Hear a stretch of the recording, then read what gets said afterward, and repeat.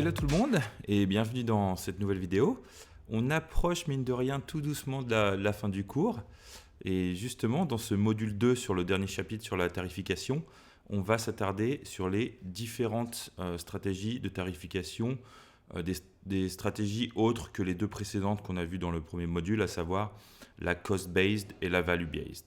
Voilà, donc pour le petit sommaire de ce que l'on va voir dans cette vidéo, on va commencer par un listing des différentes stratégies de tarification, accompagné d'une explication. Voilà, je vais vous expliquer en plus sur leur fonctionnement pour voir si elles sont intéressantes ou non pour votre établissement et pour l'industrie hôtelière en général. Ensuite, je parlerai plus précisément de la tarification open pricing, qui est idéale pour le revenu management, pour un revenu management qui fonctionne. Et enfin, je finirai en concluant par vous expliquer comment réussir à augmenter ses prix, ce qui fera de vous un petit peu le nouveau dieu du revenu management.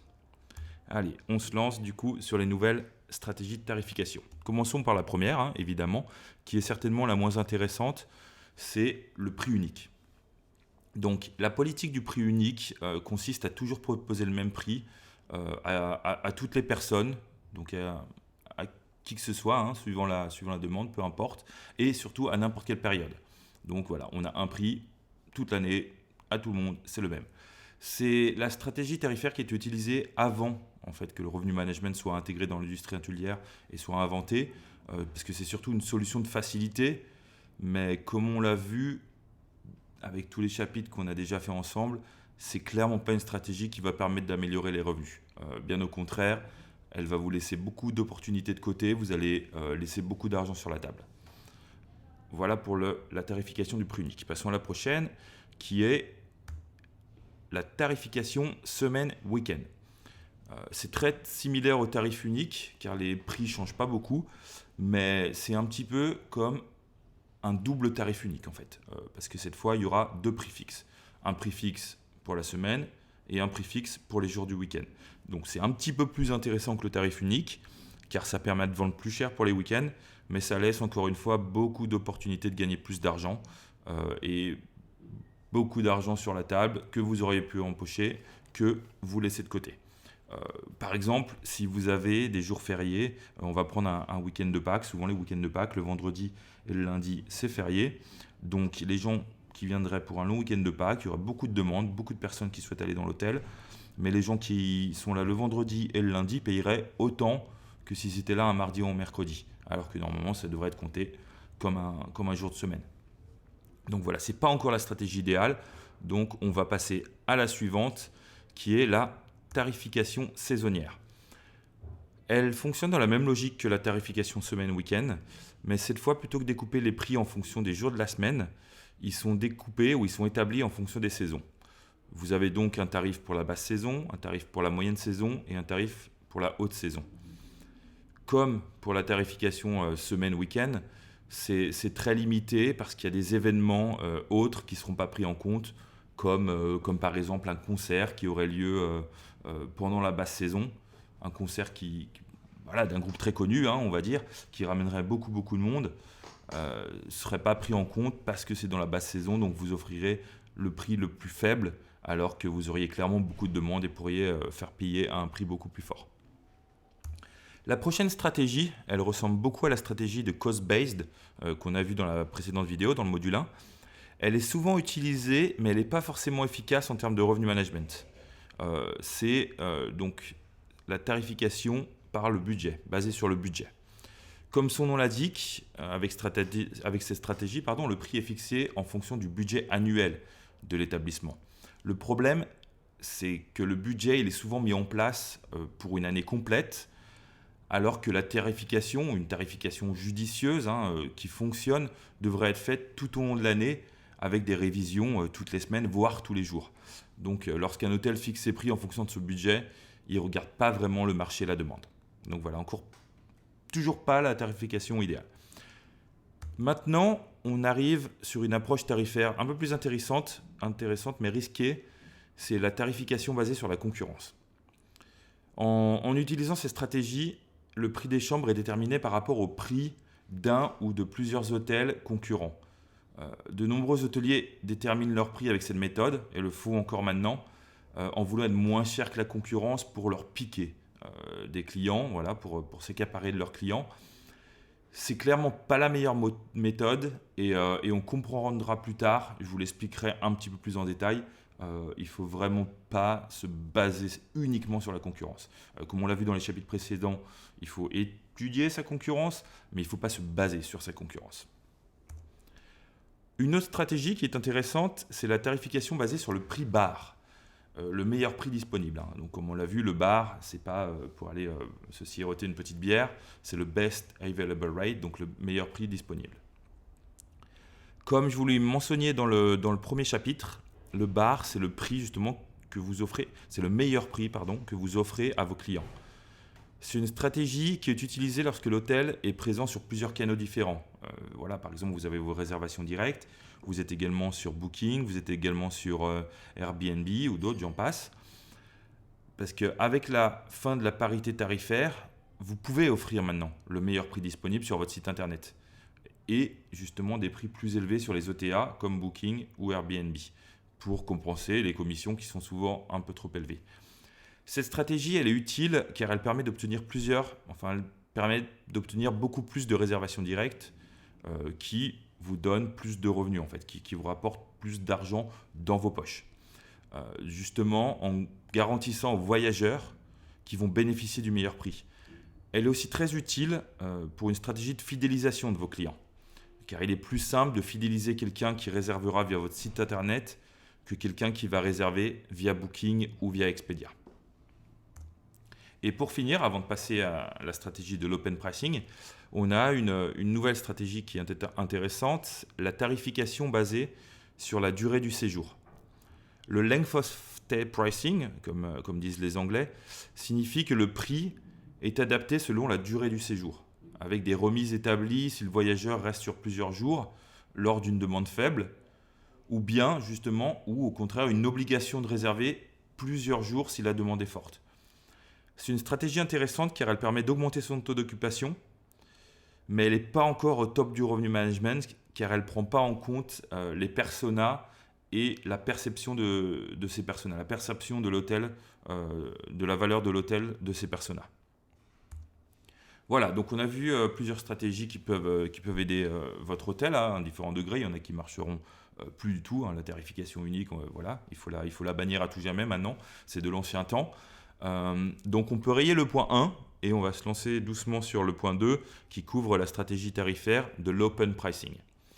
Alors, ce n'est pas moi qui vais vous dire quelle stratégie implémenter dans votre hôtel, mais on va voir que l'open pricing, c'est certainement la stratégie la plus adéquate dans le revenu management. Surtout si vous voulez voir vos profits grimper certainement rapidement. Littéralement, l'open pricing, ça veut dire tarification ouverte. Pour vous éclairer un peu, ça signifie qu'il n'y a pas de règle précise sur le prix et que la tarification, elle est ouverte à toute possibilité. L'approche de tarification d'open pricing, elle utilise toutes les différentes données qu'on a collectées justement au fil des vidéos avec les différents exercices pour déterminer le prix des chambres avec le plus de précision. Les données, elles sont utilisées pour prévoir le futur plus ou moins proche avec le calendrier de la demande que nous avons justement réalisé ensemble. Et ainsi, les prix sont adaptés au jour le jour, suivant les prévisions, ce qui permet effectivement d'optimiser au jour le jour les profits et le prix des chambres. Pour cette raison, le calendrier de la demande, il doit être examiné vraiment quotidiennement pour vous inciter à vous concentrer sur les dates clés, les dates qui vont vous rapporter le plus de revenus vu que la demande sera beaucoup plus élevée. Si vous effectuez des prévisions précises et que vous remarquez qu'il y a une forte demande à un certain moment sur un certain segment, il faudra que vous adaptiez vos prix pour en tirer le maximum. Ça signifie que qu'il faut augmenter les tarifs et stopper toutes les remises. Ou bien, il faut éventuellement modifier les différentiels de prix entre les différentes catégories de chambres. Voilà. Cette approche de la tarification de l'open pricing est basée sur l'analyse des données, qui devient une pratique courante dans l'industrie hôtelière, surtout maintenant que les données pertinentes deviennent facilement enregistrables, comme on l'a vu via des logiciels comme le PMS. La tarification ouverte, c'est aussi garder ses portes ouvertes et ne jamais fermer la porte à un client. qui soit réservé au prix fort. C'est ça le plus important, hein, parce que vous pouvez avoir un taux d'occupation très important, parce que vous avez pris tout le monde chez vous, il y avait une demande, tout le monde est venu, mais peut-être que ce n'étaient pas les clients qui allaient payer le plus cher. Donc voilà, avec l'open pricing, des fois, on attend un petit peu pour s'assurer que ce soit les clients qui sont prêts à mettre le prix fort qui vont venir chez vous. L'hôtel, maintenant, fermera la distribution aux clients qui ne sont pas disposés à payer le tarif le plus élevé au final. Voilà, ça c'est pour l'open pricing ou la tarification ouverte. Maintenant, elle n'a plus de secret pour vous, donc on peut barrer ce point-là et passer au suivant. Donc on va voir pour devenir le dieu du revenu management et pour faire grimper ses prix. Les réservations d'hôtels, c'est comme un iceberg. Tout en haut, vous avez la partie émergée, vous avez les réservations que vous avez reçues. Mais sous l'eau, il y a la partie immergée qui est beaucoup plus conséquente avec toutes les réservations qui n'ont pas été faites, que vous n'avez pas reçues. Soit parce que le voyageur a visité votre site sans compléter la réservation, ou soit parce que le voyageur il était prêt à réserver, mais il n'y avait plus de chambre. Il n'y avait plus de chambre disponible chez vous. Donc parmi toutes ces réservations qui ont été manquées, à coup sûr, il y a des réservations qui auraient pu vous rapporter un peu plus de revenus. Alors pour ramener ces réservations dans votre poche, il faut suivre 2 éléments de base avant de prendre une décision de tarification. Premièrement, la courbe de la demande. Cette courbe, elle permet de vous rappeler les périodes passées pendant lesquelles les prix ont été élevés ou faibles pour chacune de vos chambres, pour chaque catégorie de vos chambres. La courbe de la demande, elle révèle 2 points importants, le pace et le pick-up. Le pace, c'est le prix auquel vous obtenez les réservations et le pick-up, c'est le nombre de réservations que vous obtenez sur un certain intervalle de temps. Ces 2 points réunis là, ils peuvent vous aider justement à faire monter le prix au bon moment. Voilà, c'est pour ça que la courbe de la demande qu'on a fait dans les exercices précédents est très très très importante, donc il faut bien que vous la fassiez. N'oubliez pas, il fallait mettre en pause. Si ce n'est pas fait, mettez cette vidéo-là en pause, refaites votre courbe de la demande et revenez tranquillement sur la vidéo. Et le deuxième élément, c'est le calendrier de la demande. Si la courbe de la demande se base sur des statistiques passées, plus ou moins proches, le calendrier de la demande, lui, se base sur les données futures. Ainsi, vous pouvez anticiper une conférence importante qui peut être prévue dans votre ville et augmenter les prix sur plusieurs semaines en avance parce que vous saurez que vous aurez beaucoup de businessmen qui risquent de venir dans votre ville et potentiellement dans votre hôtel. Pour mettre en contexte, je vais prendre un exemple concret avec le calendrier de la demande que j'ai créé. C'est un calendrier fictif que j'avais fait justement dans le chapitre précédent. Donc on peut voir que pour ce mois-là, pour ce mois de mai, il y a 2 événements très importants. C'est les vacances des Américains et le festival de la comédie. Ces 2 périodes n'étaient pas prolifiques l'année dernière. Vous voyez, c'était très basse ou moyenne et les prix étaient assez bas. Donc il y a clairement une carte à jouer cette année pour augmenter les revenus. Les prix des chambres, ils peuvent être augmentés sur ces 2 semaines, notamment sur les canaux qui sont principalement utilisés par ces 2 segments. Par exemple, on sait que les Américains ils utilisent beaucoup Booking, essentiellement que Booking même. Donc pour la semaine du 5 au 11 mai, il serait très judicieux d'augmenter les prix sur ce canal. Vos chambres que vous présentez sur Booking, vous les augmentez facilement. Vous savez que vous aurez de la demande, vous allez optimiser les prix. Un autre point très important, et ça va permettre de faire le lien avec la prochaine vidéo, c'est qu'il faut montrer justement à ces segments qu'ils peuvent réserver dans votre hôtel, en s'assurant que la perception qu'ont les voyageurs de votre établissement soit la bonne. Il faut qu'ils s'imaginent que l'expérience pour laquelle ils vont payer, elle vale le coup. Avec ça, ils seront prêts à payer le prix fort. Vous voyez? Donc là, c'est ces Américains qui sont en vacances, qui vont sur Booking, qui voient votre établissement. Si l'expérience client, l'expérience de vacances est riche dans votre fiche Booking, alors là, vous pouvez être sûr qu'ils vont venir chez vous et ils seront prêts à payer le prix fort. Donc ça passe aussi, comme je vous l'ai dit, par des fiches de tarification sur Booking, mais aussi par des stratégies de promotion et de valorisation de l'offre. Donc voilà. Ça, c'est ce qu'on verra. C'était un petit teaser. On le verra dans le prochain module. Donc voilà, c'est tout pour le point 3 et pour cette formation sur les stratégies tarifaires. Je vous souhaite une bonne journée. Je vous retrouve très vite et donc pour le prochain module, le module 3, qui sera justement, comme je vous l'ai déjà un petit peu teasé, sur les promotions. Voilà, bonne journée.